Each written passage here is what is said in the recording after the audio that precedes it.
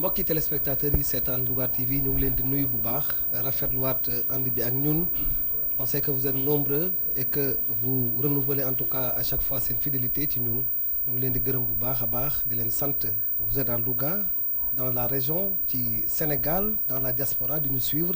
ñu ngi leen ci gërëm bu baax a baax di rafetlu bu baax seen fidélité renouvelée à Louga TV la première chaîne digitale fii ci Louga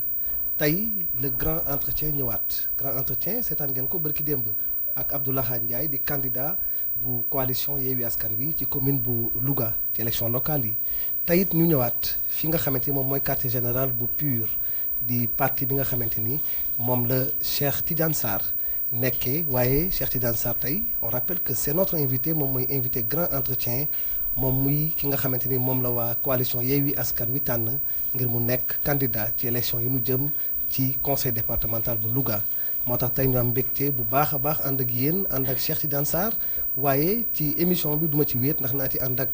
Alioune Badara Mbaye bu Njàmbur TV ànd ci également ak sama mag Papa Diakhaté Pape ñu ngi lay nuyu bu baax di la dalal ci Louga TV tey grand entretien ñëwaat na.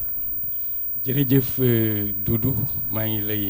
fay di la sant bu baax di leen remercier encore ci invitation yi parce que man aussi da ngeen ma invité pour ma accompagner leen.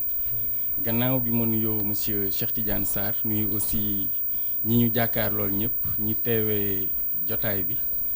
dañuy dolli rek di sant yàlla di ñaan yàlla defal ñu émission bu am njariñ ci ñi koy def ak ci ñi koy déglu. mayam foofu antan jërëjëf Diakhaté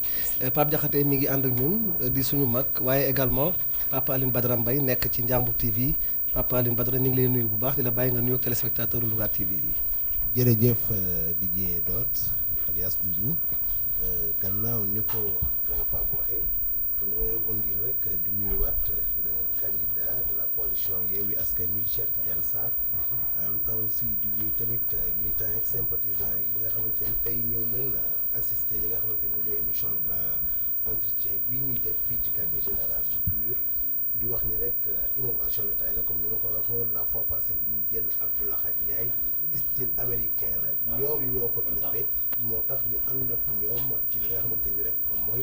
projet bi nga xamante ni nii moom mooy bi ñu taxawal alias DJ Dot Doudou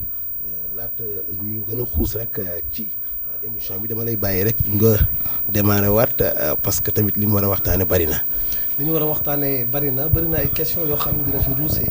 laytaay baa ngi noonu def naa ne invité bi léegi dootul secret de polichinelle Cheikh Tidiane Sarr moom la ñu invité di candidat coalition Yewwi Askan Wi ci conseil départemental bu Louga monsieur Sarr ñu ngi lay gërëm ci disponibilité bi ak ni nga nangoo tey jii grand entretien bi c'était pas évident mais nee nga ñëw leen je suis en tout cas ouvert à toutes les questions ñu ngi lay gërëm bu baax ci ni nga nangoo invitation bi di la bàyyi nga nuyoog téléspectateurs yi seetaan. merci maa ngi lay nuyu Doudou di nuyu sa confrère yi nga xam ne ni ñoom nga bokkal plateau bi notamment Alioune Badara ak Pape Diakhaté di nuyu timit ñi nga xam ne ñëpp mooy public bi ñuy suivre à travers Njàmbur TV mais à travers aussi réseaux sociaux yi nga xam ne nii ñoo connecté wu actuellement di beral nuyoo nag particulièrement suñu leader national le président de notre parti Serigne Moustapha Sy nga xam ne ci partem la ñuy militer di nuyu aussi tous les leaders de la coalition Yewwi Askan Wi au plan national mais au plan local ñuy beral nuyoo leaders yi nga xam ne nii ñoom lañ àndal ci coalition bi di ci beral nuyoo suñu mama Lika bi nga xam ne nii moo nekk taxawu Sénégal di nuyu le candidat notre frère Abdoulaye bi nga xam ne nii mooy candidat au niveau de la commune di nuyu aussi le secrétaire général du PUR muy Mamadou Niang mais particulièrement ki nga xam ne nii moo ko fi nekkal muy Oustaz Ahmed Sow bi nga xam ne moo nekk dans la commune di nuyu suñu doyen yëpp di ci beral nuyoo le doyen Gora Gueye bi nga xam ne nii moo nekkoon suñu mandataire pour le travail remarquable qu'il a fait ak commission bi nga xam ne ñoo yoroon investiture yi te njaag jiite woon ko donc merci à tout le monde mais merci également commission bi nga xam ne nii ñoo yore communication particulièrement Lamine Diop ñu ngi koy remercier bu baax ak ñoom Pape Moussa pour le travail remarquable qu'ils ont fait pour que ñu mën a am tey jii cérémonie bi nga xam ne wala boog grand entretien bi nga xam ne nii moom la ñuy def tey jii. merci monsieur Sarr. On rappelle que li ngeen di seetaan mi ngi jàll en direct ci Louga TV mi ngi jàll également ci TDV Pape Diakhaté. jërëjëf Doudou kon monsieur Cheikh Tidiane Sarr ñu jublu ci waxtaan wi ku jóg di laaj dëkk walla diriger lu mel ne gox département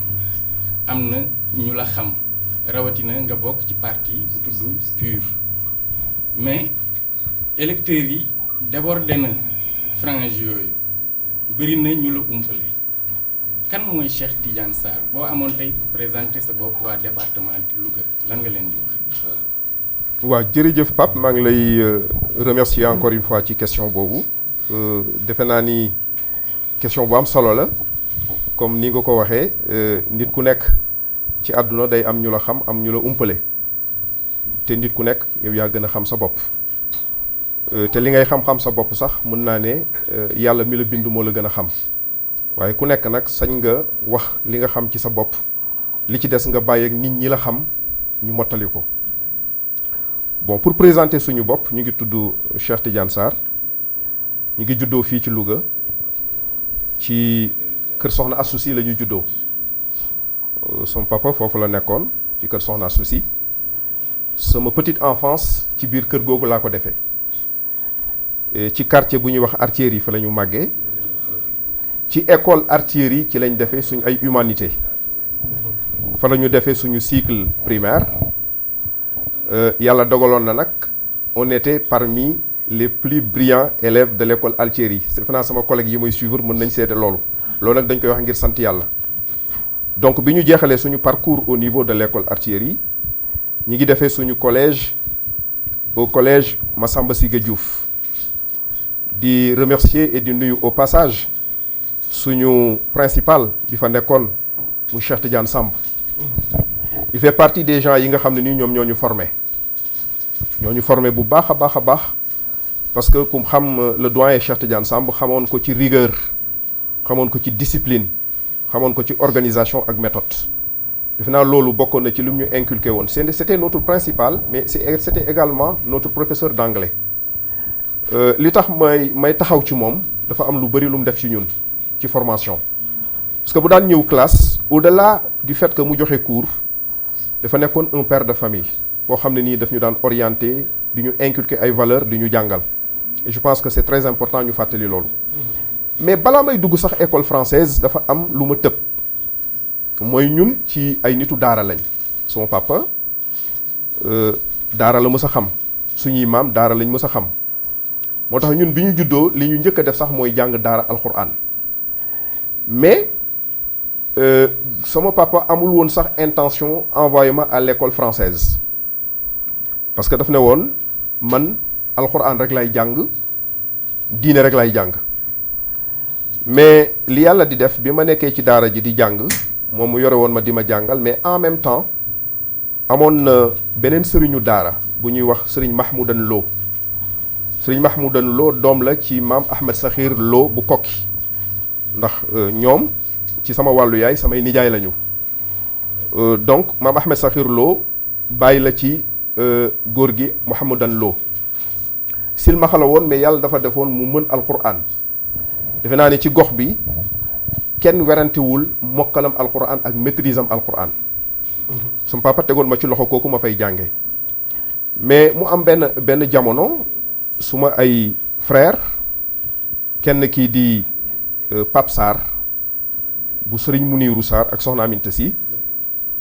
rahmatullahi alayhi ndax Pape Sarr faatu na keneen ki di Mademba Sarr bu sëriñ Tidiane Sarr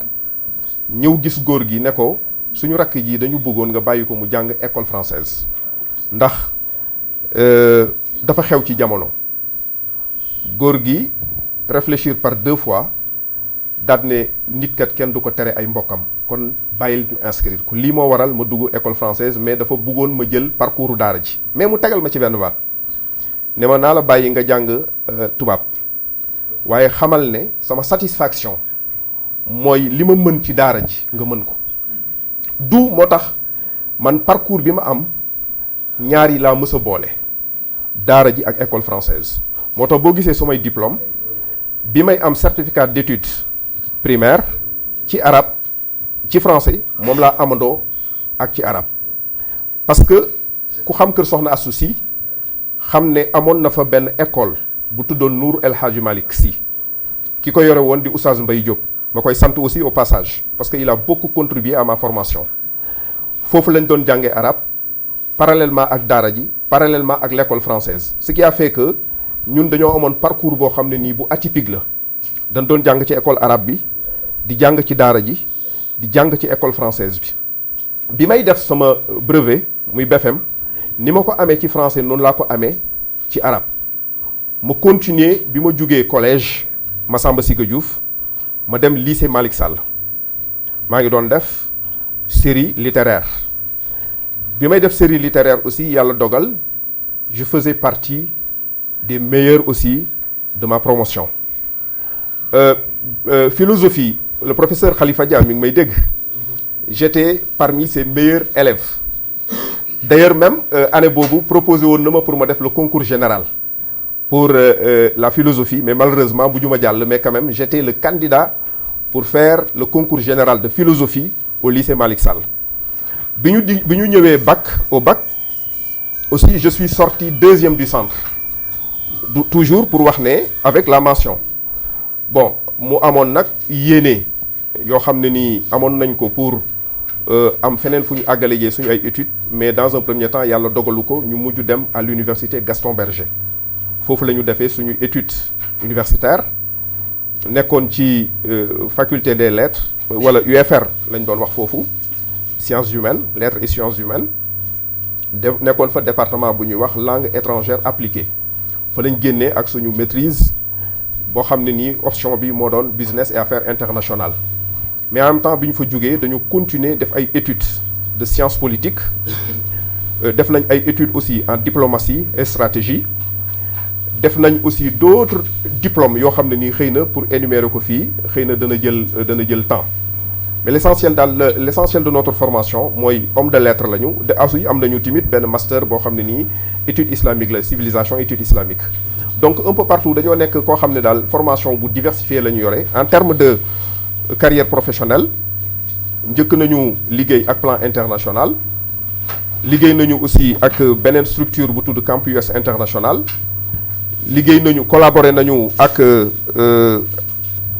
nañu notamment ak beaucoup de structures yoo xam ne nii nekk nañu au niveau local yu yëngu ci wàllu interprétation ak traduction parce que aussi loolu suñu domaine la te danaa ci ñëw ci kanam tuuti en même temps aussi ñi ngi liggéey ci formation di liggéey aussi ci enseignement ndax dañoo nekk ñoo xam ne nii xëy na danañ intervenir ci yenn institut yoo xam ne nii institut privé la par la suite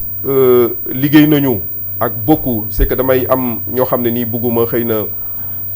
ci sensibilité li ñuy def di leen tudd ci wàllu liggéey mais mën naa tudd ne sur le plan international am na yu bari yoo xam ne nii ñu ngi koy liggéey notamment surtout avec certaines coopérations yoo xam ne nii ñu ngi ci dëkk bi mais may bañ a tudd seen tur bi ci des aussi ñi ngi jiite benn institut d'enseignement privé bu mag au niveau de Dakar ñu koy tuddee l'institut Al Irshad donc pour résumer loolu moom mooy autre expérience on a été aussi conseiller technique au niveau de la présidence même si bu fekkee ne nii par convenance personnelle fonction boobu mujjuñ ko exercer mais c'était du temps d'un autre président boo xam ne nii nekkatu fi léegi mais xëy na am na ci détails yoo xam ne nii vous me permettrez de ne pas ma dugg ci bu baax a baax liggéey nañu aussi participer nañu ci beaucoup de conférences de séminaires yoo xam ne nii organiser nañ ko à l'échelle internationale à l'échelle régionale aussi travailler nañ ci bu baax a baax on a eu à travailler aussi en collaboration avec l'agence de presse du Maroc on a eu aussi à réaliser ay travaux yoo xam ne nii yu dellu ci wàllu traduction bi nga xam ne nii suñu liggéey la bi ma ci tudd rek à titre d'exemple le président de la chambre de commerce de Djeddah dafa am ouvrage bu mu defaroon boo xam ne nii dafa soxla woon ku ko traduiral en arabe la doon bind bien sûr soxla woon ku ko traduiral en français Mawaqif Harija noonu la ouvrage bi tudd man maa assuré woon la traduction de cet ouvrage mu tuddee ko situation embarrassante collaboré nañ donc ak beaucoup de structures ci niveau régional ak international bu fekkee ne nii ci wàllu langue yi la jàpp nañ ne am nañu maîtrise parfaite de la langue française la langue arabe bi nga xam ne nii pratiquement mën naa jàpp ne sama langue de travail la parce que moo ëpp lu may pratiquer ci fonction bi ma nga xam ne ni moom laay exercer maintenant ak la langue anglaise. Donc pour résumer mën naa jàpp ne xëy na loolu mooy li ma mën a tënk pour l'instant ci sama parcours. Sur le plan politique li nga xam ne nii foofu lañ doon yëngu ci politique li ci ëpp doole wala sax fi ñu mës a yëngu ci politique pour être clair et net mooy le parti de l'unité et du rassemblement.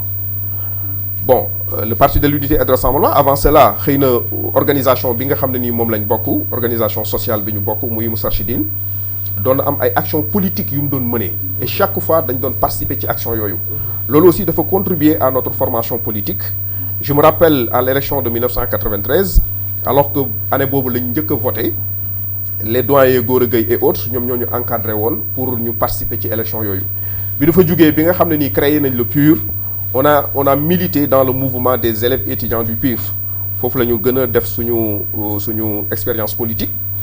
ba bi ñu créé ba ñu décalaté le parti de l'unité et du rassemblement en 2017 le président du parti woo le professeur Issa Sall bi nga xam ne jamono yooyu moo nekkoon le coordonnateur mu woo ñu dénk ñu ne ñu dama bëgg a décalaat parti bi ngeen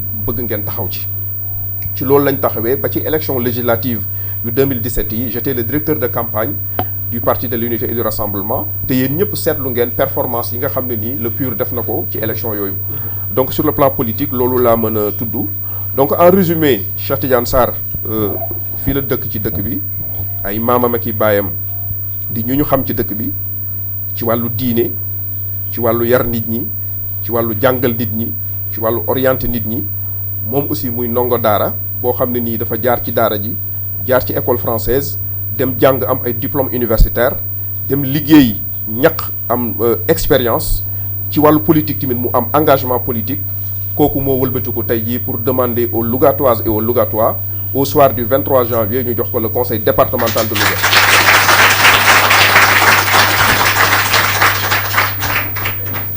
Merci Cheikh Tidiane dégg naa li nga wax ci sa biographie en même temps aussi tamit cursus bi nga wax macha allah am na solo lool jëmale ko tamit ci jaar-jaar bi ak ni la tàggatee say waajur loolu noonu lépp am na solo c'est bien beau mais man dafa am fenn foo xam ne dama koy laal muy volet politique yaa ko tudd tout à l'heure da nga ko anticiper laata ngay jeexal sax sa cursus tey su ma la doon laaj yow lan moo la poussé ba nga doon candidat ci joŋante conseil départemental au 23 janvier 2022. D'accord li ma ci dugal d'abord mooy engagement la parce que ci dëkk bi laa dëkk mais aussi xam nga politique très souvent nit du tëb parfois rek mu nekk vocation mu dugg ci. Je donne un exemple le président Senghor bi muy def politique xam nga lan moo jur ci moom politique. Senghor dafa ñëwoon pour def thèse am ci langue séeréer ci chanson populaire séeréer yi bi mu ñëwee mu dugg dans les villages séeréer comme tout bon chercheur booy def sa recherche da nga dem objet bi nga xam ne nii ci ngay travailler nga gëstu ko te pour nga gëstu ko il faut nga dugg ci milieu bi mu demee nee na mu seetlu la misère bi nga xam ne moom la population yooyu dëkkee ci village ci la ne mu am lu mu yëg ci xolam mu ne lii pour saafara ko il faut ma am engagement politique. Je pense que donc ñun aussi Louga fi lañ dëkk te dafa am benn constat bu ma def constat bi ma def mooy man Artillerie laa juddoo wax naa leen ko kër Soxna Astou laa juddoo fa laa màggee Artillerie laa yaroo mais aujourd'hui 45 ans après su ma wëlbatikoo jaaraat ci koñ bi nga xam ne nii fa laa juddoo woon bu dul tabax yi nga xam ne nii moodu yi ak ñeneen ñiy liggéey ñoo dem am xaalis defal ko seen bopp ñëw defaraat ko ci dëkk bi gisuma fi lu fi soppeeku kon loolu dafa am lu muy jur ci nit ki nga xam ne nii nee na bëgg na dëkkam mooy que day jur ci moom benn sentiment mu yëg ne fii am na lu fi doxul te li fi doxul ay góor ak i jigéen ñoo war a takk seen digg pour loolu changer loolu donc conviction la ak engagement bu ñaareel bi aussi mooy dama nekk ci parti boo xam ne nii ci lay yëngu parti boobu nekk dans une coalition boobu jóg aussi pour dagaan baatu askan wi pour ñu jox leen les collectivités locales te le conseil départemental bokk ci collectivité yi et ay nawle gor ñu toog ñu waxtaan ci suñ biir ñu wóolu ma jiital ma tànn ma kon loolu mu nekkaat beneen sas ci kaw sama kaw yooyu yëpp nag bu ma ko boolee mënuma lu dul takk sama ndigg taxaw te xam naa ni ma takkee sama ndigg taxaw noonu la waa Louga yëpp takkee seen ndigg taxaw parce que xam nañ ne Cheikh Tidiane Sarr bu soxlaa Louga waa Louga yëpp koy jàppale.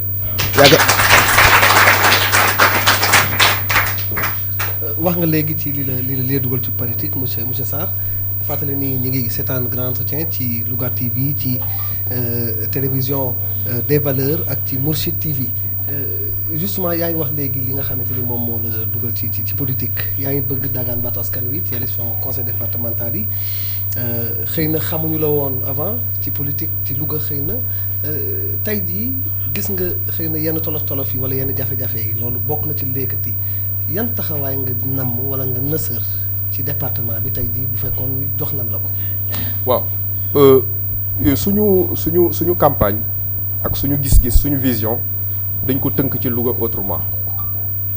autrement maanaam beneen Louga lañ bëgg bu bokkul ak Louga bi nga xam ne nii moom laa décrire sànq ne dund nañ fi plus de 40 ans ñu gis ne li fi nekkoon ba tey moo fi nekk ñu gis ne changement amul te su ma koy waxuma rek au niveau de la commune mais boo duggee dans le département les 17 communes yi nga xam ne nii moo nekk ci département bi foo ci dugg da nga gis misère foo ci dugg da nga gis tolof-tolof foo ci gis da nga gis ne am na ay insuffisance yu mag a mag ci domaine de compétence yi nga xam ne nii moom lañ dénk les collectivités locales ñu war koo taxaw loolu nag damaa jàpp ne bokk na ci li nga xam ne nii moom moo ñu yëkkati. Louga autrement boobu tamit dama wax ne du slogan rek mais Louga autrement conviction la ak engagement boo xam ne nii des fils de Louga des dignes fils de Louga ñoom ñoo porter cet engagement et cette conviction là pour ñu def d'abord la synergie des forces et des compétences pour changer le visage du département maanaam nit ñi fi nekk ci coalition bii ma àndal ay boroom xam-xam lañ ku mel ne Lamine Gueye boroom xam-xam la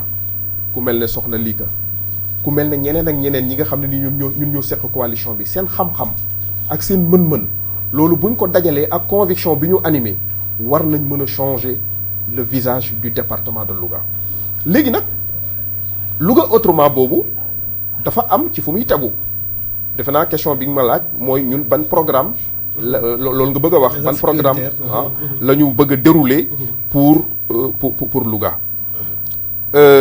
foofu damay wax ne xam nga département la ñu wax département man moom lay demander la commune mon frère Abdoulaye moo koy demander yeneen communes yi am na ñeneen ñu koy demander mais moi je demande le conseil départemental boo jëlee département am na D am na E am na P am na A am na R am na T am na E am na M am na E am na N am na T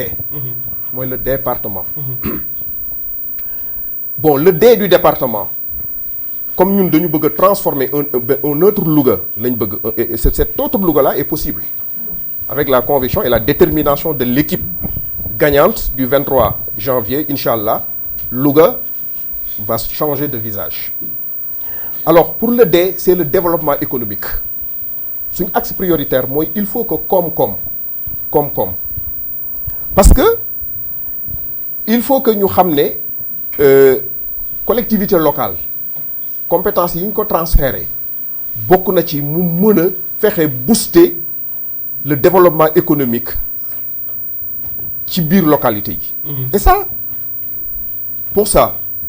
il faut ñu sukkandiku ci potentiel économique bi nga xam ne nii moom moo am ci département bi xam nga Louga bu ñu waxee le département de Louga da nga xalaat ñaari mbir ba ñett da nga xalaat ne Louga dëkk la boo xam ne nii li ci ëpp doole mooy mbay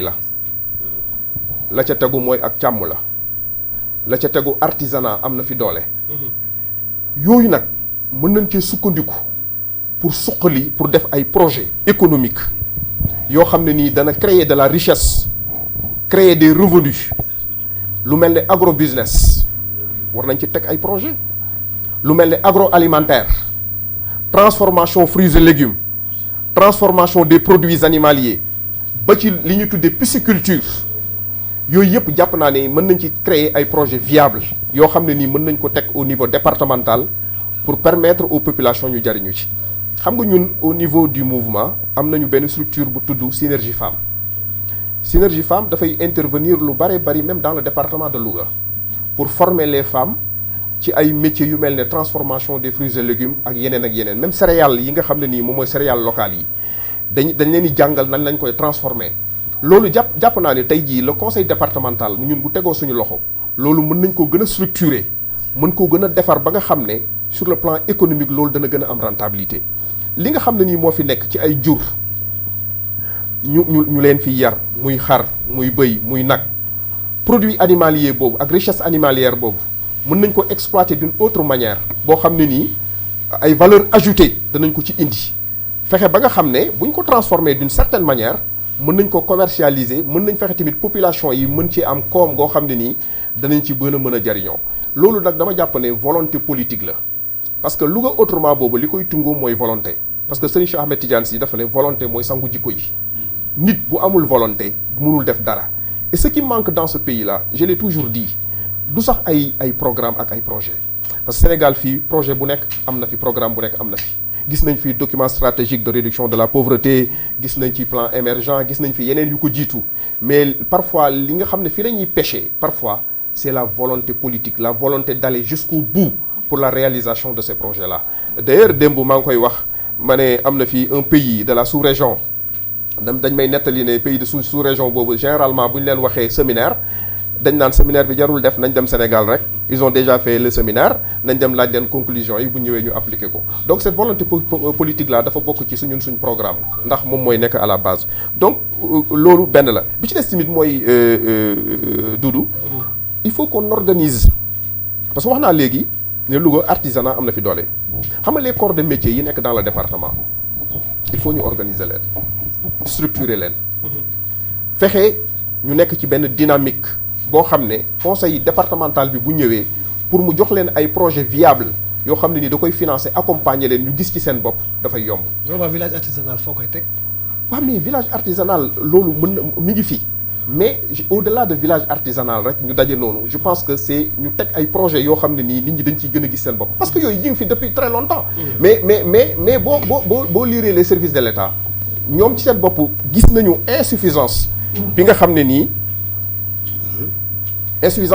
nii structure yooyu am na ko structuration bi nga xam ne nii moom war a am ci corps de métier yi ak efficacité bi mu war a am loolu ça a été décrié te du man maa ko wax donc loolu nag il faut que ñu corriger ko pour gën leen jàppale ba nga xam ne nii danañ ci gis seen bopp barki dem rek maa ngi wax ak koo xam ne nii c'est le vice-président des boulangers yi nekk ci département bi may waxtaan ak moom il m'a dit que loolu existé wul ñoom kenn boolewu leen kenn structuré wu leen tout à yéen a ngi dégg fan yi yëpp boulanger yi ak seen grève yi ñu nekkee donc je pense que pour ne citer que cet exemple là et je sais que y en a d'autres yoo xam ne nii xëy na mën nañ ci sukkandiku pour gën leen a dooleel gën leen a organiser ba ñu gis seen ba ku nekk métier bi ngay def mu dundal la parce que sëñ Cheikh daf ne nit métier bu la dundalul bàyyi ko seeti beneen te defe naa ni nag problème bi nekkul ci ne métier bi mënu leen a dundal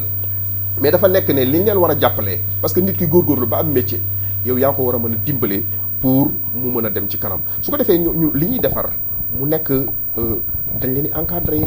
pour produits yi nekk des produits compétitifs hygiène bi ci war a am ci compétitivité bi ci war a am ci ni mu war a demee ko ba nga xam ne nii bu ñu wëlbatikoo di ko war a jaay feneen ak feneen mu am njariñ mais surtout aussi ñu accompagner leen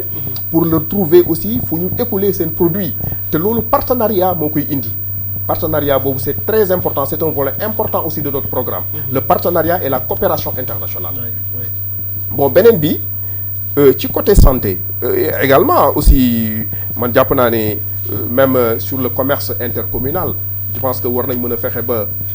communes yi ñu gën a duggante échange yi war a mën a am commune bu nekk xëy na am na sa particularité l'organisation de foires commerciales au niveau du département pour fexe communes yi gën a def échange mu gën a am un commerce florissant au niveau du département je pense que yooyu aussi war na bokk ci axes yi nga xam ne nii mën nañu ko teg dans le domaine de la santé je pense que war nañ def ay efforts pour relever les plateaux techniques surtout de l'hôpital de Louga xool nu ñuy defee seen équipement yi ñu gën ko taxaw xool subvention yi ñu leen di accordé nu ñu ko gën a yokkee mais xool aussi gestion wu hôpital beeg yooyu nan lañ ciy gën a taxawee mais également li ñu tuddee couverture maladie universelle parce que dafa bokk ci li ñuy demander le conseil départemental mu ciy participer ñu xool participation boobu nga xam ne nii moom la ñuy def foofu nan lañ koy gën a yokkee nan lañ koy gën a renforcer je pense que ça aussi c'est important donc ça c'est le E bi ma jógee ci D comme développement économique le E c'est l'efficacité sanitaire c'est important troisième bi muy le P c'est performance scolaire et scientifique parce que dafa bokk ci compétence bu département bi tamit mu fexe ba wàllu éducation mu taxaw ci ak wàllu science aujourd'hui il nous faut un lycée technique à Louga un lycée technique créé par le département et géré par le département ça c'est important un lycée technique à Louga mais beneen bi bu ñu créé lycée technique boobu fexe ba nga xam ne nii suñu ndaw ñi yi bëgg a jàng loolu man am naa jarbaat boo xam ne nii après son BFM loolu la bëggoon mais bi mu ñëwee Dakar amu fa place s'il y avait un lycée technique ici à Louga boo xam ne nii da koy former alors il n'aurait pas ce problème là ma joxe beneen exemple bu gannaaw lycée technique boobu man je pense à la création d'un centre d'enseignement technique et de formation professionnelle franco-arabe te loolu ci suñu compétence la bokk xam nga lan moo tax aujourd'hui boo xoolee la cartographie scolaire du Sénégal da ngay sentir ne région bu mel ne Louga ak région bu mel ne Diourbel mooy forte concentration d'arabisants pour ne pas dire arabophone parce que on dit très souvent que le terme arabisant c'est un terme un peu péjoratif mais arabophone li ëpp ci ay arabophone ñu gën leen a miiner ci ay arabisants ci Louga lañ nekk mais tey jii Louga Kokki centre buy former arabisant la Manarul Huda bii Oustaz Ahmed Moubarak Lo Oustaz Mbaye Diop bi mu tudd sànq formation école Sëñ Abba Sall bi Al-Hanafiya boo jëlee école bii nga xam ne nii moo nekk fii kër maam Cheikh Mbaye Ali Bakrin et tant d'autres foofu dugg ay arabisants ñu ciy am des milliers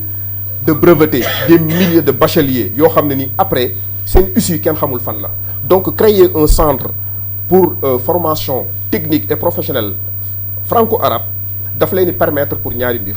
d'abord ñooñu dañ leen di former pour ñu opérationnel bu ñu génnee ci école bi mais en même temps may leen ñu mën a maîtriser les de façon rudimentaire le français dañ koy def ay cours intense yoo xam ne nii ci en français la jox leen aussi ay aptitudes techniques yoo xam ne nii bu ñu fa jógee capacité leen ba bu ñu fa jógee mën a dugg dans le marché de l'emploi et je pense que loolu c'est très important bokk na ci volets yi nga xam ne nii bëgg nañ fa intervenir bon yeneen yi département yi ñu ngi koy def muy participation à l'acquisition de manuels et cetera yooyu yi nga xam ne nii moom ay routine la ñun duñ ci dugg mais li nga xam ne nii mooy prioritaire nga xam ne nii daawuñu ko def mu nekk une démarche de rupture loolu moom moo ñu intéressé mais surtout encourager la recherche et l'innovation scientifique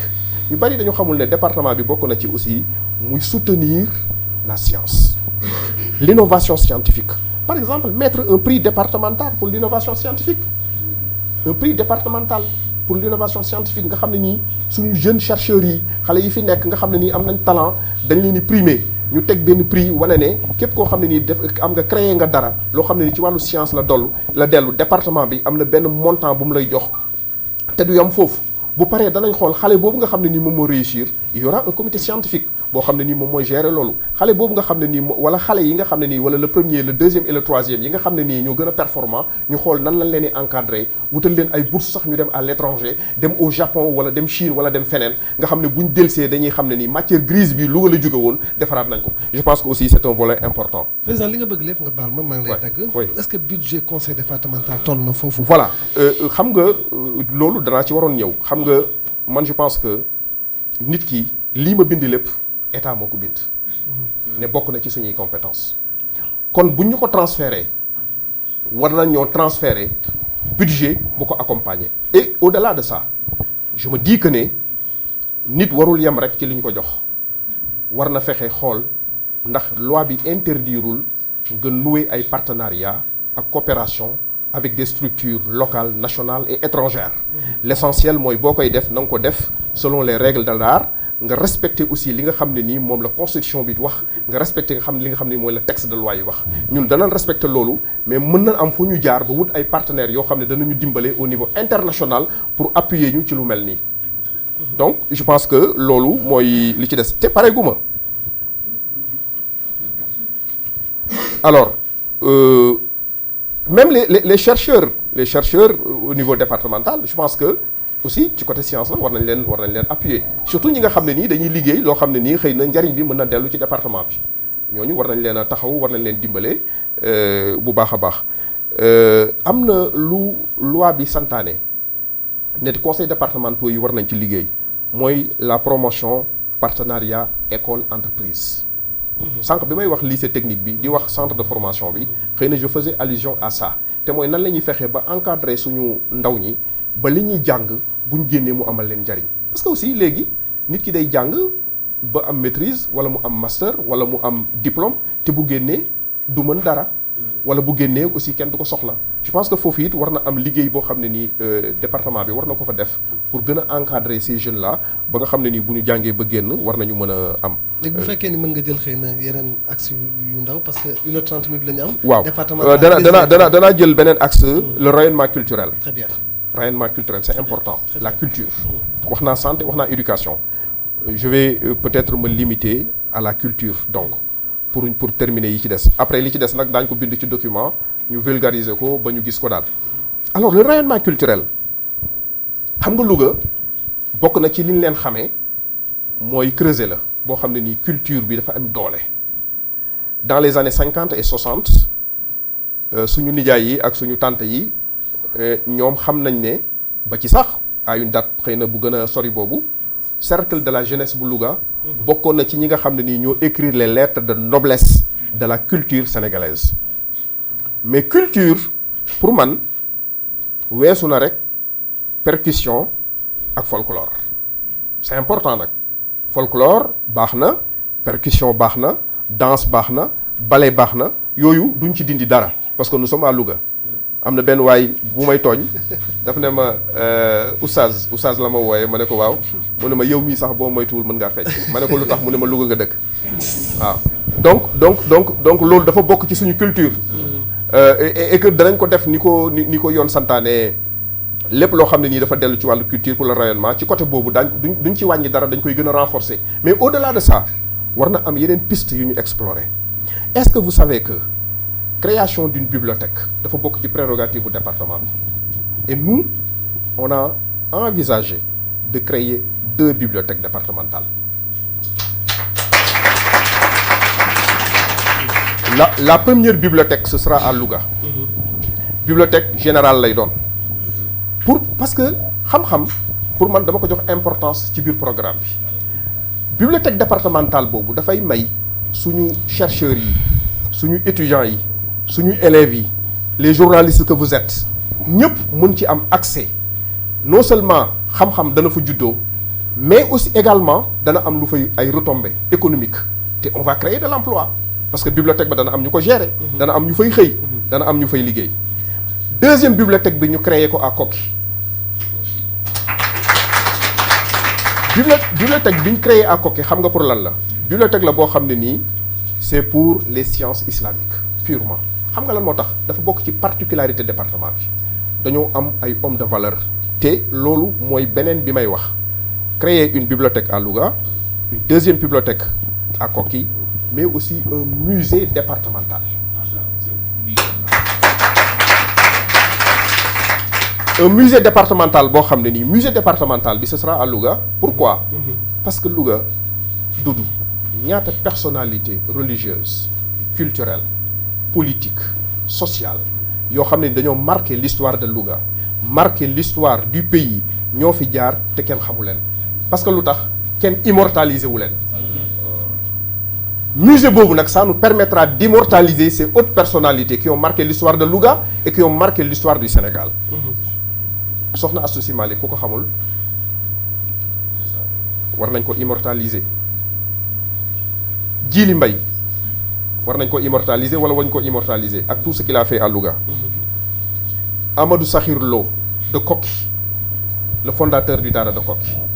kooku dañ ko war a immortaliser. Mame Malick Sall dañ ko war a immortaliser. Mame Malick Sarr dañ ko war a immortaliser. Serigne Hadi Diop dañ ko war a immortaliser. Serigne Louga yi fi jaar. Serigne Abbas Sall. Et tant d'autres yoo xam ne nii dañoo marqué l'histoire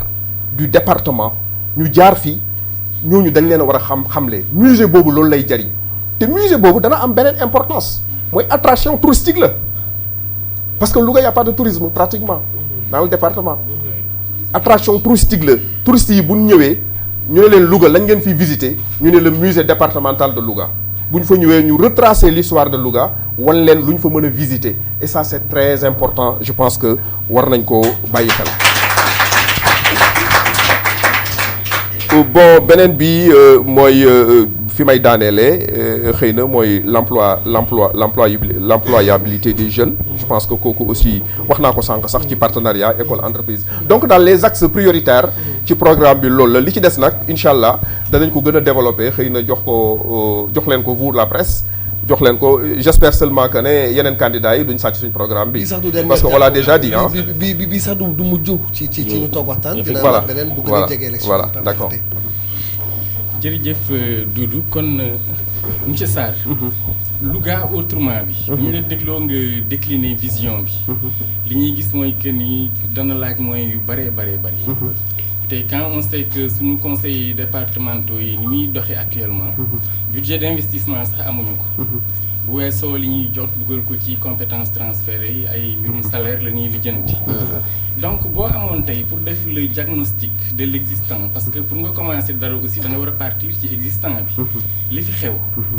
nan nga ko gisee ak yan remède ngeen compter administrer pour suqali département. bon man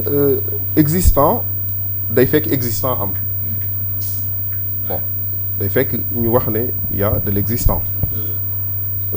Je m'amuse parfois à demander aux Lougatois qu'est-ce que le conseil départemental. bari na ñoo xam ne nii xamuñu sax même qui ignore jusqu'à de son existence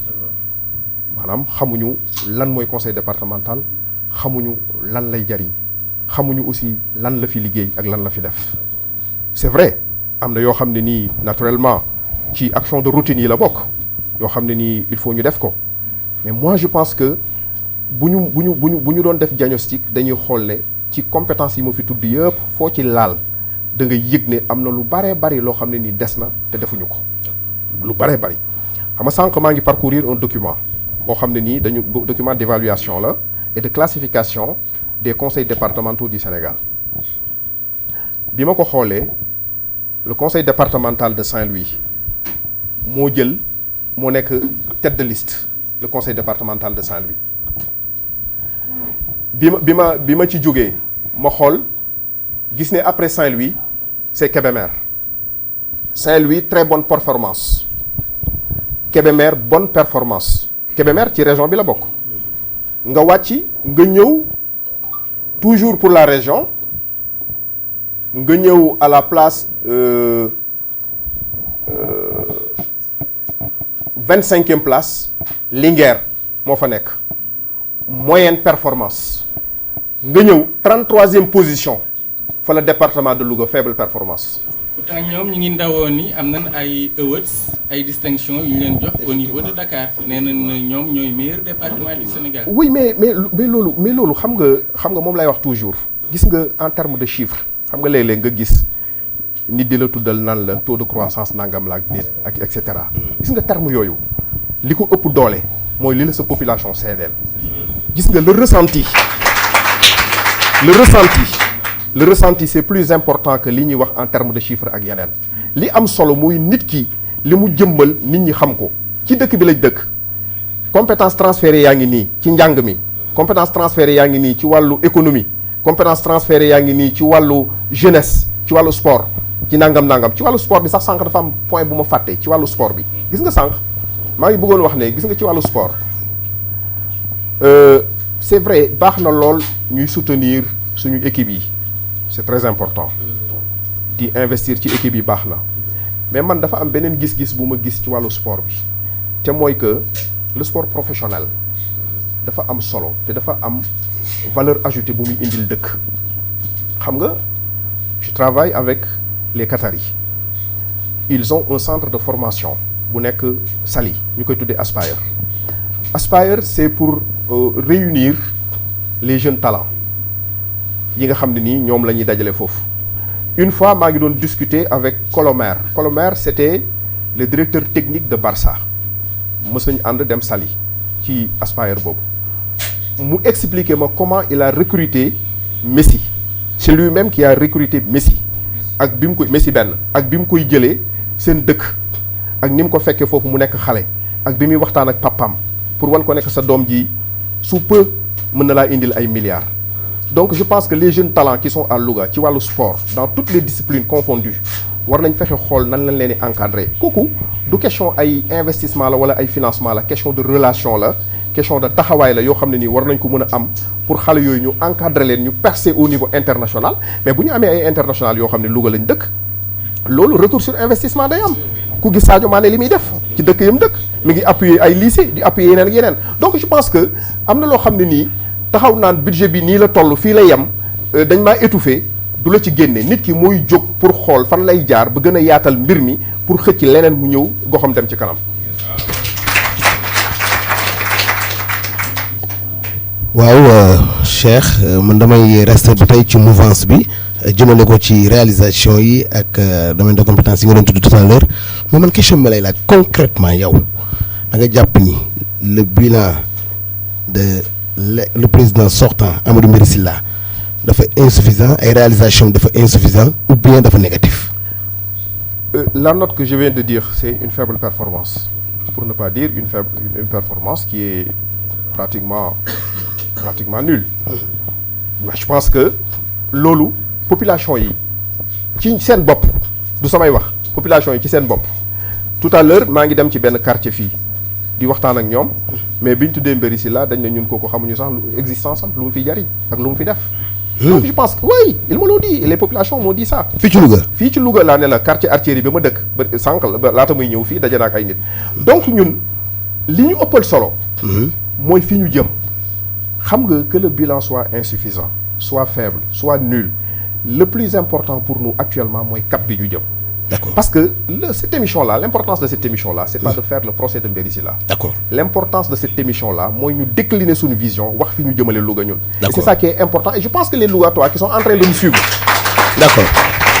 les Lougatois qui sont en train de nous suivre, ils savent très bien que ne ambition bi ñu am pour le département, lii musul am d'abord. Parce que da ngay gis ñoo xam ne nii dañ naan élection locale jarul programme. Maa dégg naa loolu. Mais loolu fan la tegu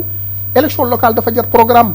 Parce que man jàpp naa ne li gën a am solo sax mooy loolu programme dafa war a am parce que nit bu amul programme mënul def évaluation xam nga problème bi ñu am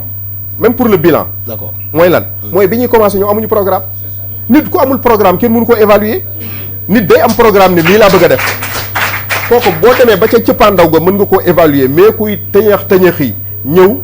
dugg la nga ci appareil ñu fal la nga dugg ci appareil bi génnaat boo ñëwee taxaw aussi kenn mënul fan la ñuy évaluer ce bilan. D'accord. Donc je pense que c'est ça. kon liggéeyam dafa des quoi su ma la déggee. bu baax a baax. bu baax sur tous les plans et que ñun dañoo ñëw pour rectifier pour changer radicalement li nga xam ne nii moom mooy fonctionnement au conseil départemental bi fexe aussi compétence yi nga xam ne nii moom la ñu état dénk lépp lu ci nekk danañ ci jéem a jëmmal dara lu ñëpp gis. kon est-ce que du doon défi sas boo xamante ni nii tey ñi ngi koy xaar ci ñi nga xamante ni ay prétendants am lan. mais bien sûr xam nga dafa am une nouvelle donne bu war a nekk ci politique. au Sénégal. te mooy nit ki buy dagaan baatu askan bi war na leen wax fu mu leen jëmee. wala war na wax lu leer. ne man lii ma bëgg lii laa ci fas yéene def. domaine bii lii laa ci fas yéene def domaine bii lii laa ci fas yéene def xam nga li ma fi liir lépp yoon moo ko maye. ne mën ngeen ko def. état war ñu jàppale ba fi mu ñu mën a yem ñun ñu jéem a xool fan la ñuy mën a amee partenaires yu ñu dimbale ba li ñu war a def ñu def ko sas bu rëy la effectivement parce que lu toll ne département Louga nga koy demander nit ñi effectivement war nañu xam yaay kan war nañu xam aussi lan mooy sa projet war nañu xam aussi fan nga jëme nit ñi parce que loolu dafa am solo pour ëllëg ñu xam ne diw ma waxoon nangam moo ñu digoon nangam parce que émission bi xam nga enregistré ngeen ko tey. Et j'espère que le 23 janvier je serai le président du conseil départemental. Alors bu mandat bi jeexee mais mën ngeen tegaat émission bi daal ne monsieur le président bi ngay demander pour être le président. Les Lougatois déglu nañ la voté nañ pour yow yaa waxoon lii ak lii ak lii da nga ko def à l'arrivée nangam boobaa on peut me juger. D'accord. Je pense que ça c'est important aussi. Donc démarche de rupture bi ci Louga autrement sax mi ngi commencé ci lii ñu def ñun. parce que ñu bari lii ñemewuñu ko def. parce que ñenn ñi ragal nañu. ñu poser leen ay questions très gênantes. Effectivement. yoo xam ne nii bu ñu leen ko laajee d'abord parce que kuy wut te amagoo da nga naan danaa def mais ku ñu jox ba pare da ngaa war a wax def naa xam nga def naa mooy bilan. D'accord. te am na ñoo xam ne nii pour ñu présenter bilan problème la ñeneen ñi aussi seen gestion xëy na am na ci ay mbuxum ak yeneen yu ci nekk yoo xam ne nii peut-être que bëgguñu ko luñutu donc je pense que donc sur ce plan ñun vision bi nga xam ne ni moom lañ am pour le département mooy li ñu fi décliné te weesu na lii xëy na document bi dana génn après pour ñu xam Louga autrement li mu ëmb lépp ak équipe bi ñu ko nar a àndal incha allah ak toutes les forces vives de Louga. D'accord. parce que jàpp naa ne rek du les élus. am na loo xam ne nii pour faire un département ëpp na rek équipe bi nga xam ne nii mooy l'équipe départementale. toutes les personnes ressources yi nga xam ne nii dans le département war nañ ci dugal seen loxo te war nañ ci gis seen bopp. est-ce que loolu day feeñ seen liste yi ngeen defal. pour les élections. oui mais bien sûr liste yi loolu daf ciy feeñ. mais au-delà liste bi dama laa bëgg a wax ne au-delà ñi nga xam ne nii investir nañ leen. mais personnes ressources yi nga xam ne nii ñi ngi ci département bi. mën nañu liggéey pour le département. wax naa fi ay projets yoo xam ne nii xëy na ñu koy gérer nekkuñ ci liste. gis guñ ko taxawalee. te ñooñu ay kilifa la ñuy doon ay personnes ressources la ñuy doon yoo xam ne mën nañ ci gis seen bopp. donc je pense que liggéey bi weesu na rek ñu ne fal nañ ma ci man sama intérêt bopp la ci man la yem déedéet li ñuy teg population yëpp dañ cee war a gis seen bopp y compris ñi nga xam ne sax nekkuñ ci liste yi. kon mën nañoo xaar gestion collégiale ak yow. gestion collégiale. moom la ñu wax xam nga sànq dama wax ne bi may définir Louga autrement dama ne Louga autrement c'est plus qu'un slogan. C'est une conviction et un engagement porté par les fils de Louga pour mettre la synergie de leurs compétences et de leurs forces au service du développement et de l'épanouissement de leur terroir. Donc synergie force yi ak compétences yi ça va au-delà de l'équipe qui est investie. C'est-à-dire que toutes les forces y compris vous yéen a ngi fi ay journalistes ngeen am ngeen rôle bu ngeen mën a apporter Louga am na ay scientifiques yu nekk fii Louga am na lu ñu mën a apporter donc toutes les personnes ressources les forces vives du département war nañ mën a participer ci l'épanouissement ak développement du département. 17 communes moo fi am ci département bu Louga président. tey jii ndax def nga prise en main ndax am na xëy na commune bu Koki yaa ngi koy citer à chaque fois. mi ngi ñëw yeneen communes yi ñu ngi fii te xam na ni bokk na ci ñuy fal président conseil départemental. foo toll ci prise en main ak xëy na déggoog ñoom ndax am ngeen fa ay base politique yoo xam ne dina leen mën a jàppale ci élection yi. bon en termes de base politique damay wax ne ñun suñu base c'est un peu partout dans le département parce que c'est pas notre première participation à une élection législative yi ñun ñoo jëloon deuxième su ma nee deuxième man je parle en tant que PUR bi nga xam ne nii membre la ci coalition bi aujourd'hui am na yeneen ñoo xam ne nii fekk si nañu ci biir coalition bi lu mel ne PASTEF lu mel ne Taxawu Sénégal lu mel ne Bés du Ñàkk ak d'autres mouvements yoo xam ne nii ñëw nañu ànd ak ñun ci biir coalition bi alors que ñun on avait déjà une base am nañ ko Léona am nañ ko Kër Momar Sarr am nañ ko Thiamène am nañ ko Kell am nañ ko Ngën Sarr am nañ ko Koki am nañ ko Njaañ am nañ ko un peu partout dans le département donc nous sommes présents en termes de représentativité nos éléments et nos représentants sont partout dans le département et que ñooñu aussi ils sont en train de travailler ce que je viens de dire benn ébauche rek la ébauche la ci programme bi mais ñooñu ñëpp ku ci nekk parce que daan def répartition équitable danañ fexe aussi maillage bi ñu def ko au niveau départemental ba lu nekk xam nga dama doon citer rek à titre d'exemple Koki parce que dafa am lu mu représenté sur le plan arabo-islamique moo tax ñu bëgg a jël benn bibliothèque bi yóbbu ko foofu mais cela ne veut pas dire que yeneen département yeneen communes yi dañ leen di laisser en rade déedéet je pense que projet yi nga xam ne ni moom la ñuy dérouler les projets économiques danañ ko def de telle sorte que tous les fils de ce département de quelques communes qu'ils se situent ñu mën a retrouver seen bopp ci biir programme bi incha allah. jërëjëf président Cheikh Tidiane Sarr département Louga kenn du ko wax te tuddoo mbay bon yàlla nag dafa def Louga bénéficier wu ci benn usine de traitement et d'exploitation du ñebbe mu basé wu à Kell Gueye dafa jaar ci conseil départemental par le biais de la coopération luxembourgeoise. Bon usine ba nag pare na bu yàgg. mais ubbeegul. nit ñi posé wu nañ question yu bëri. donc on ne sera pas surpris fii ak biir campagne bi ñu ne ñu ngay inaugurer usine ñebbe bu Kell Gueye ba. mais li ma la bëggoon interpeller yow en tant que futur président du conseil départemental bu ko yàlla dogal mooy ñoom on se rend compte que processus yu mel ni souvent dañ koy politiser du début à la fin du point de vue de la gestion ak de l'inclusion ba département bi yëpp gis ci seen bopp parce que usine département bi la bu yàlla defee ngeen toog nan ngeen ci fas yéene taxaw. waaw comme ni nga ko waxee je pense que lu ñëpp bokk duñ bàyyi rek benn groupe ñu aakimoo ko démarche inclusive boobu nga wax ak gestion collégiale boobu fexe ba nga xam ne nii tous les fils du département xam nga bi may tudd sànq bibliothèque départementale dana am ci commune bu mu nekk mais nekk ci biir commune bi tekkiwul ne waa commune boobu rek ñoom ñoo ko moom usine de ñebbe boobu ngay wax aussi bu yàlla mën na dogal sax balañ ko inaugurer ñun ñoo koy inaugurer voilà donc bu boobaa incha allah gestion bi dana demee autrement y compris même au niveau de l'hôpital de Louga ak yooyu c'est-à-dire yi nga xam ne nii moom lañ fi fekk yëpp. parce que hôpital c'est le président du conseil départemental. mooy président nekk conseil d'administration. voilà donc conseil d'administration donc yooyu yëpp noonu danañ xool nu ñu ko tegaate ci yoon lépp loo xam ne nii jaar na yoon ci gestion parce que it soo ñëwee ci barab il faut nga auditer maanaam il faut nga xool li fi jaar yoon ak li fi jaarul yoon li nga xam ne nii jaar na yoon. du ñu am rëyu wax ne lii jaar na yoon dañ koy renforcer wala ñu améliorer ko mais li nga xam ne nii aussi gis nañ ne népotisme la wala affaire favoritisme la maanaam fal say mbokk wala nduxum wala jaareelu jaarul yoon aussi danañ ko xoolaat parce que aussi war nañ fexe ba hôpital bi emploi ya fa am ak li muy générer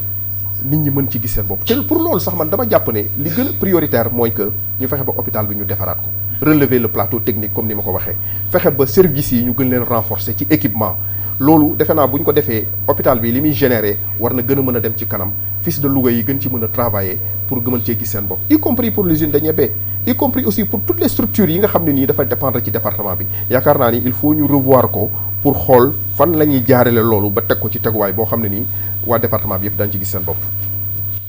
waaw damay laajaat beneen laaj ci jëmale ko rek ci sànq ba léegi maa ngi lay gis say propos da ngay tenir maanaam ay discours politique de développement ci wàllum investissement maa ngi koy dégg Pape Diakhaté tout à l'heure laal na tamit usine bu ñebe bi nekk fële ak Kell Gueye à hauteur de 400 et quelques millions mais man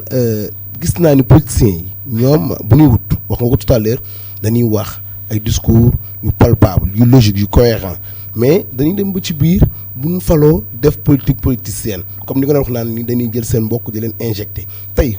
liste coalition Yewwi Askan Wi ci question bi est-ce que pare na pour maanaam détrôner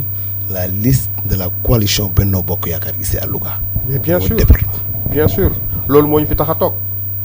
parce que bu ñu amul woon yaakaar ak ngëm-ngëm ne au soir du 23 dañ leen di détrôner mais duñ fi toog. ce qui est sûr que defe naa ni ñi fi nekk ñëpp conviction boobu la ñu am pare nañu ci conviction pare nañu ci programme pare nañu ci détermination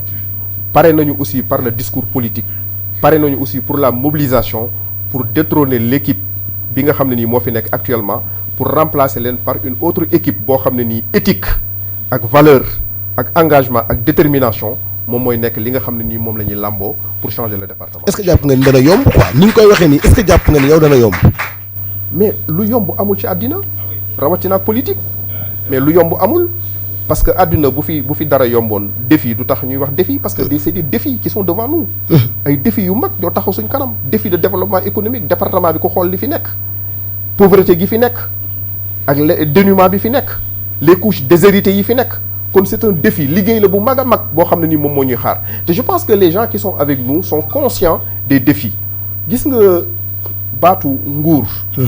tant que ñi ngi tudde nguur wala kuy wut politique ñu jàpp ne pour noos la wala pour se remplir les poches wala pour xool lu nëtëxal sa àdduna moo tax je pense que conception boobu ci politique moom la ñu war a njëkk a détrôner. D'accord. en détrônant ñi nga xam ne ni ñoo fi nekk on va détrôner aussi cette vision ak façon boobu ñuy gisee politique. incha allah loolu lañ bëgg fas yéene. conviction bi bari na rëy na engagement bi rëy na ci yow dama xamul nag ba xam ñi nekk sa gannaaw noonu la ñuy taxawee parce que conviction tout à l'heure ba xam nga yaa ngi ciy insister damay au soir du 23 janvier damay jël maanaam li nga xam moom mooy conseil départemental conviction boobu ak ambition boobu dafa rëy de. effectivement rëy na mais dañ ci am yaakaar bu wóor bi mooy population yi ñu dégg ñuy wax. Effectivement ñoom wane nañu ne li ñu doon séenu gisuñu ko parce que pour séenu sax dañ lay wax ne séenul nangam parce que ñoom kenn waxul sax séenu leen nangam d'abord mais ñoom aussi sentiruñu seen bopp ci benn yoon ci loolu ñi ñu àndal tamit dama lay wax ne la man jàpp naa ni conviction bi ma am ñii ma àndal ñoo ma ëpp conviction donc loolu bu ñu defee la somme de ces convictions là te waxuma rek ñi nekk commune Louga. ñi nekk dans toutes les autres communes. des 17 communes conviction bi ñu am moom la ñu am te jàpp naa ni au soir du 23 janvier comme ni ma la ko waxee danañ leen invité waat suñ quartier général bi pour fêter la victoire. président Cheikh Tidiane Sarr bu yàlla defee nga falu mbaa doon nekk un président du conseil départemental par procuration parce que souvent problème yi ñuy am mooy ay njiit yoo xam ni duñ leen gis. wala très rarement wala sax le cumul de mandat parce que am nañu président conseil départemental en même temps il est député te yàlla xam na ni benn place bi sax on se demande est-ce que mate na ko rawatina ak muy boole ñaari boo amoon tey pour prononcer wu par rapport à ce cumul là lan ngay wax waaw nit ku ne da ngay yanu li nga attan mais aussi nga honorer ses engagements par respect à la population lougatoise, par respect aussi à la coalition Yewwi Askan Wi qui m'a investi, par respect aussi à sama bopp. Je pense que bu ma accepter d'être candidat ñu investir ma ñëw demander le suffrage des lougatoises et des lougatois ba ñu fal ma li gën a sérieux defe naa ni mooy ma assumer les fonctions pleinement. J'assume pleinement les fonctions du président du conseil départemental ak loolu li mu àndal lépp en termes de présence en termes de prise en charge des dossiers du département en termes de management de l'équipe départementale en termes aussi de donner la vision et la direction à suivre pour la réalisation de notre programme parce que avant tout et après tout man maa ñëw ci sama turu bopp nekk tête de liste aujourd'hui man ngeen di poser ay questions donc réussite bu amee sama personne moo jiitu mais la qadarallah yàlla bu ko yàlla dogal bu leneen amee timit man maa jiitu kon nag par respect à tout cela et à cet engagement xam nga politique aussi jom tuuti daf ciy bokk ak le sens de l'honneur jom ak le sens de l'honneur nit ki bu ko amee am na loo xam ne nii du seetaan mukk loola di am kon dana def kemtalaay kattanam ba ay waxam du tardé li mu diggee ak askanam mu def ko li mu jëloon engagement ci kanamu gor yi mu fexe ba respecter loolu et incha allah loolu moom lañ fas yéene on ne sera jamais un président par procuration on sera un président qui sera toujours là incha allah à Louga pour gérer les dossiers du département avec l'équipe gagnante du 23 juin du 23 janvier 2022 incha allah. voilà président defe naa ni li ñu dese bareetul ci temps bi yaa ngi wax sànq ni président Mbéri Sylla xëy na dem ngaar ciir yi xamuñu ko am na ñu naan président Cheikh Tidiane Sarr xamuñu ko mooy question bi Pape Diakhaté wax léegi Lougatois nga buy toog après boo jëlee conseil départemental bi loolu xëy na benn question la bu fekkee mën nga ma ci tontu rapidement Lougatois yi ñenn ñi nee naan xamuñu la Dakar nga gën a nekkee qu'est-ce qui justifie cela nan nga nar a gérer li nga xam ne conseil départemental bi bu loo ko joxee mooy li Pape kii rek. waaw bon en fait c'est une redondance parce que j'ai déjà répondu à la question mais maintenant li ma bëgg a wax rek mooy que damaa wax ne soo xasee jël engagement góor ca wax ja al xurru xurrun maanaam yatakallam c'est-à-dire que arab yi dañ ne góor la feeg waxul mais bu xasee wax nag di jaamu ñi mu waxal soo xasee demandé ne jox leen ma yaay jaamu askan wi nga xam ne nii ñoom ñoo la tànn bu boobaa da nga am obligation nekk fii jamono bi nga fi war a nekkee jamono bi nga war a nekkee Dakar am fa soxla boo fay doxi mën ngaa dem doxee ko ñëwaat mais jamono bi nga war a toogee ci département bi pour gérer le département avec l'équipe départementale da nga koy def moo tax ma ne du ma nekk un président par procuration je serai un président qui assumera pleinement ses fonctions loolu leer na maintenant nag xam nga Cheikh Tidiane Sarr xamuñu ko ñëpp mën nañ laa bañ a xam wax naa ko sànq fi may commencé mais bari na aussi ñu la xam ci dëkk bi fii Louga lañ dëkk Louga yaakaar naa ni suñuy maam ak suñuy baay ak famille bi ñu bokk ak et cetera ñëpp xam nañ ñu fii donc ñun aussi lu ñu mën fii def nañ ko parce que aussi léeg-léeg sax nga dégg ku naan diw lu mu defal Louga diw nangam dégg naa ñuy laaj yooyu yenn candidats yi. or que nit mën na defal dëkkam xam nga Serigne Cheikh Tidiane dafa ne la solidarité quand elle est médiatisée elle devient bouffonne. nee na solidarité bu ñu ko médiatiser rek xam nga politicien nag moom il aime toujours médiatiser maa def nangam joxe naa nangam mais ñun nag yàlla dogal na bari na fii pourtant ay village yu am teen bu ñu leen gasal ay village yu am nangam ak nangam te sama loxoom ci biir ndax am na fu may liggéeyee foo xam ne nii am na dossier yoo xam ne demande yoo xam ne bu ñëwee mën naa ko appuyer sans pour autant que nit ñi xam ne ñooña sax xam ne appuyé naa ko mais je sais que ne lii c'est pour l'intérêt du département généralement yooyu sax nekkul pour la commune ci village yi lay nekk ñaata puits lañ fi creuser ñaata forage lañ fi creuser ñaata nangam lañ fi def yoo xam ne nii xëy na bu mu jaaree fa nga xam ne nii fa laay liggéeyee am na ci yoo xam ne nii appuyé naa ko je rappelle aussi gis nga am na fi benn jamono boo xam ne nii FESFOP bii je me rappelle très bien sous la direction de Babacar Sarr mosoon nañu ñëw fa nga xam ne nii fa laa nekk ñuy demandé woon benn jumelage ak benn festival buy am dans un pays du Moyen-Orient boo xam ne nii man bokkoon naa ci ñu appuyer loolu ba loolu mënoon a nekk te mën naa citer exemple yu mel noonu. donc pour dire que ne vraiment l'amour que nous avons pour notre terroir du tey lañ koy démontrer parce que loolu politique taxul woon dañ ko def par amour à Louga fi lañ dëkk donc bëgg nañu loo xam ne nii dafay jëmale kanam. dëkk bi nga xam ne fii lañ dëkk te loolu nag comme ñu ngi ko doon def te yoruñu fi woon responsabilité au niveau départemental rawatina bu fekkee ne nii yor nañ ko yaakaar naa ni bu boobaa réseau bi nga xam ne nii am nañ ko yépp au niveau national comme international danañ fexe activer ko pour loolu lépp mu ñëwaat pour le département au grand bonheur des Lougatoises et des Lougatois. loolu def naa ni c'est important parce que def ay réalisations quand même c'est important bëri na ñu naan xëy na Cheikh Tidiane Sarr qu'est-ce qu'il a fait pour Louga et cetera donc rappeler ko dafa am solo sauf que xëy na doo politicien. oui bon politicien ak homme politique bokkul politicien ak homme politique wala un homme d'État xam nga général de Gaulle moo daan wax loolu. nee na le homme politique nee na prochaine élection la homme d'État. prochaine génération lay xalaat parce que xam nga terme politique ni ñu ko yàqee ci Sénégal moo doy waar ba nga xam ne nii nit ñi dañ ko xaw a ragal te jarul ragal parce que politique mooy tëralin bu jaar yoon xam nga c'est l'art de gouverner la cité man Sciences Po laa def donc l'art de gouverner la cité parce que nit ki malheureusement am na kenn ku ca teg ne tous les arts ont produit des merveilles sauf l'art de gouverner n'a produit que des monstruosités alors parce que tout simplement ñi ñu koy dénk parfois ñoom ñoo ko matul ñi ñu koy dénk parfois ñoo ko xamul ñi ñu koy dénk parfois ñoo ko gëmul nit boo ko dénkee lu mu gëmul nga dénk ko loo xam ne xamu ko nga dénk ko loo xam ne mënu ko bul yaakaar ci moom mu def résultat et je pense que c'est là où il faut changer xam nga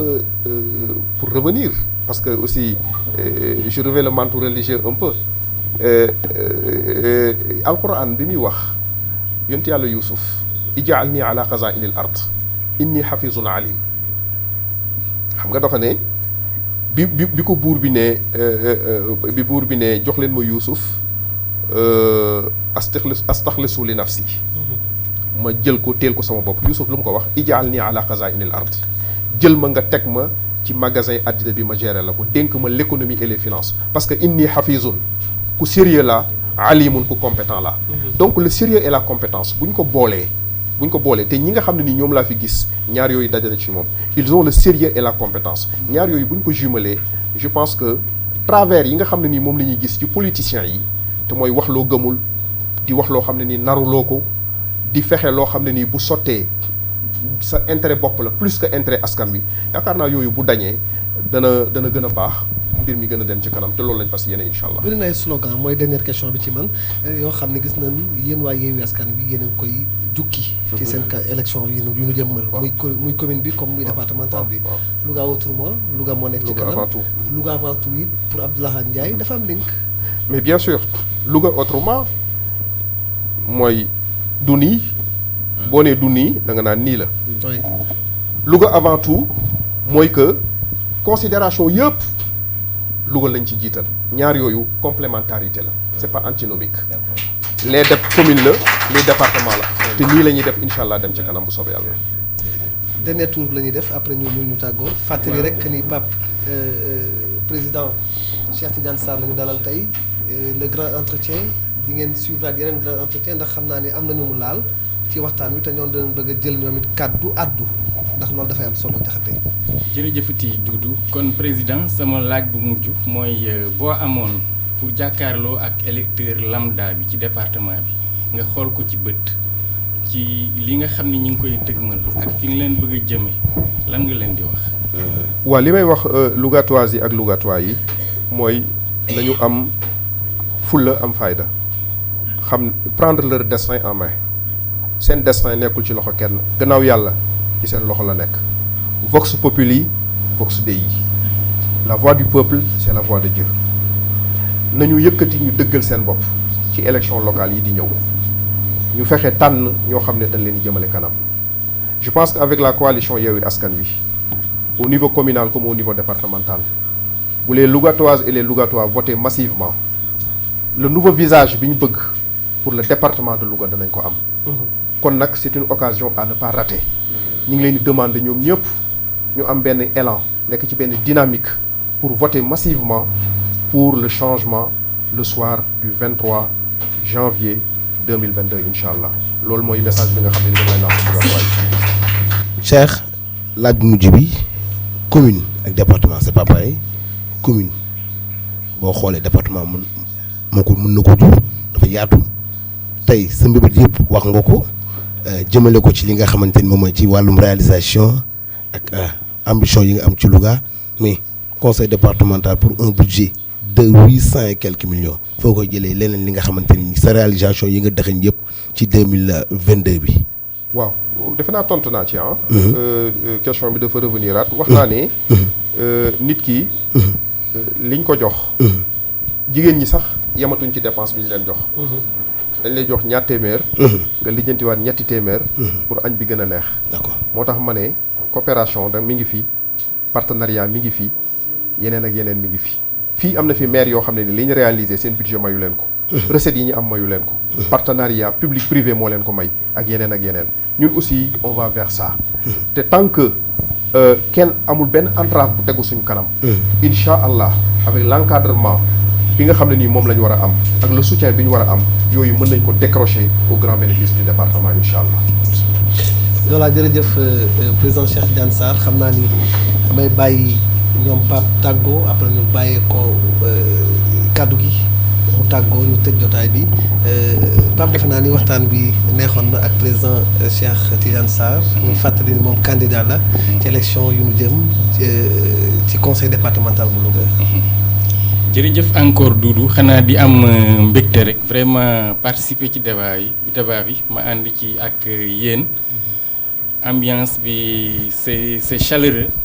public bi ni mu toogee rek wane na ko ñoom ñëpp ñuy ay visages bien connus donc Louga vraiment mën nañ jàpp ne tey xel dal na li ñuy ñaan rek mooy ñaan yàlla mu accompagner comme on dit souvent rek fii amu fi dara loo xam ni nekk na rek c'est figé waaw li fi nekk daf fi war a jóge leneen ñëw victoire bi il faut y croire se dire que c'est possible liggéey ko nag ba ca le 22 janvier le 23 janvier au soir waaw vraiment je vous encourage di am mbégte teew encore une fois. Merci. waaw man du fi may tëjee rek xanaa damay gërëmaat bu baax sunu invité muy Cheikh Tidiane Sarr candidat aux élections départementales du 23 janvier 2022 jëmale ko tamit ci équipe bi nga xamante ni ñoo ko wër à l'occurrence Pape Moussa Ndiak Sarr du ma tàyyi di ko wax tout le temps parce que tamit boo xoolee ñoom concept bi ñu taxawal dafa nekk la nga xam dafa extraordinaire tey jii ñu yombul candidat bi wax na ko tout à l'heure lii leader yu bari ñi nga xamante ni maanaam bugguñu ko parce que bugguñu tey jii ay journalistes toog di leen poser ay questions am na yenn questions yoo xamante ni sax dañ koy daw mais ci biir loolu tamit damay rafetlu rek ñoom concept bi di leen wax ni nii la tey jii nii il faut ay innovation di am il faut ay changement di am mutation dafa war a am ci loo gis danoo wax ni nii tradition ak modernisme dafa am ñi tey jii nag boo leen xoolee man le modernisme rek laay gis tey jii nag ñoom am nañ ambition ci li nga xamante ni moo nekk seen kanam muy jogante local yi ñoom niñ ciy demee ñoom ñoo ko xam ak seen i perspective ak seen i défi kon nag nañ ci góorgóorlu téye ci mouvance bi ni bañ koo wàcc fi may tëjawaatee moom mooy rek dama fi gis ci biir salle bi samay maman ñooñu mënumaa ñëw fii nii te du ma ko wax muy ku ci mel ni maire lii ka jaw dama koy nuyu bu baax a baax a baax a baax ak ki nga xamante ni tamit nag moom mooy sama yaay sama xarit sama confidente muy Adja Ami Sey yu bari yu may sol ci émission bi moom a koy jox tey jii nii occasion la woon tey man tamit danaa ko wax parce que tamit ku la defal lu baax il faut nga wax ko jaa ngeen jëf. merci Alioune Badara defe naa dañuy bàyyi président moom it mu tàggoo ginnaaw bi nu gërëmee ñëpp ñi teewoon doon suivre émission bi président en tout cas merci d'avoir répondu ci sunu invitation le grand entretien tey am na mbégte loolu dalaloon la. merci Doudou merci à Pape Diakhaté merci à Alioune Badara vraiment émission bi ça a été un régal defe naa aussi Lougatoises yi ñuy suivre ak Lougatois yi ils ont bien apprécié. te incha allah du fi am danañ fexe ba lépp loo xam ne nii amaat nañ occasion pour jàkkaarloog public bi jàkkaarloog les populations du département. ñu waxtaanaat ak ñoom. waaye nga may ma rek ma sant bu baax a baax ñi nga xam ne nii ci équipe bi lañ bokk te teew nañ fii docteur Ousmane Lo ñu tàcc ko bu baax. nga xam ne nii aussi vraiment liggéey na liggéey bu am solo ci biir coalition bi mu bokk grand parti. docteur ñu ngi lay nuyu bu baax di la ziyaara bu baax. di nuyu aussi suñu candidat Bassirou Gueye bi nga xam ne nii mooy candidat dans la commune de Nguidila Bassirou Gueye aussi ñu ngi koy remercier di remercier doyen Thierno Talla bu FSD/BJ di nuyu Soxna Ami Sey comme ni nga ko waxee bu mouvement Fatal di nuyu aussi Lamine Gueye ak ñi nga xam ne nii ñoom ñoo ko fi teewal defe naa ni yooyu la ñu fàtte woon renouveler bu baax suñuy remerciement ci Mama Lika comme ni nga ko waxee ak ñoom doyen Gora Gueye ak ñeneen ñi nga xam ne nii yëpp ñoom Ndiak Sarr waxoon naa ko sànq bi may commencé di remercier aussi la communication naturellement ñoom Lamine ak ñoom Pam Moussa di nuyu aussi suñu directeur de campagne dama koy tooñ directeur de campagne sëñ Mansour Fall di ko nuyu bu baax di remercier tout le monde waaye nag di beral nuyoo sama grande sœur soxna Aïda Sarr Seyda mu ngi teew ci jataay bi ànd ak soxna Ndeye Sarr di sant ñëpp di nuyu nag kilifa yi nga xam ne yëpp ñu ngi dans le département te incha allah ñu wax ne ñoom ñëpp ku ci nekk danañ la seeti kilifa diine yëpp yi fi nekk kilifa aada yi fi nekk yëpp mouvement de jeunes yi fi nekk yëpp danañ leen seeti pour ñu nekk ci benn dynamique ñu xam ne Louga jóg na te incha allah lépp mooy changé ci biir département bi le 23 janvier excusez-moi encore une fois 2022 wasalaamaaleykum wa rahmatullahi wa barakatu. voilà merci ak président Cheikh Tidiane Sarr gërëm nañu ko baax di ko sant gërëm bu baax yéen ñi doon seetaan Louga TV c'était le direct le grand entretien sunu invité tey jii mi ngi nekkoon Cheikh Tidiane Sarr di candidat ci conseil départemental bi gërëm nañu ñëpp ñu nekkoon autour de cette émission Pape Moussa merci Lamine merci à Pape Diakhaté ak Paline Mbaye mi nga xamante ni ñoom laa àndaloon merci à régie bu Louga TV Khadim merci à Ablaye Lo Seydina également merci di gërëm bu baax waa télévision des valeurs ñoom it ñu leen di gërëm bu baax a baax maam Ousmane Diaw may nuyu nag sama yaay mère Lika Diaw sama yaay la nuyu nañ bu baax ñi doon seetaan les nombreux téléspectateurs qui nous suivaient depuis 21h c'était le grand entretien qui revient très vite sur Louga TV la première chaîne digitale à Louga. Allez, merci beaucoup chers amis. Pape Sama, merci beaucoup. Allez, merci.